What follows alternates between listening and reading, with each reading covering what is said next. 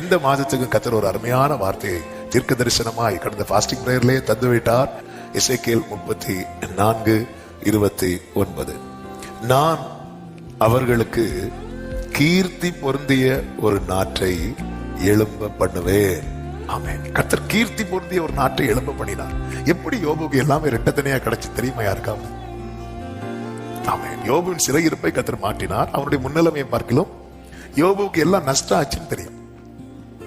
எப்படி நஷ்டம் ஆச்சுன்னு தெரியும். கல்தையர் வந்தாங்க, சபையர் வந்தாங்க, காற்று அடிச்சுட்டு போச்சு, அக்கினி வந்தது. சோ அவன் லைஃப்ல என்ன நடந்து இப்படி ஆச்சுன்னு தெரியும். ஆனா யோபு லைஃப்ல எப்படி எல்லாமே ரெண்டத்தனையா கிடைச்சு. கர்த்தர் தான் ஆசீர்வதித்தார். ஆனா எப்படி ஆசீர்வதித்தார் ஏதாவது தெரியுமா நமக்கு? தெரியாது. யோபு கிட்ட கேட்ட இதுதான் யோபு சொன்னார். அவருடைய ரகசிய செயல் இது நடந்ததுக்கு அப்புறம் எல்லாருக்கும் தெரியும். எல்லாருக்கும் தெரியும். இனி இவன் லைஃப்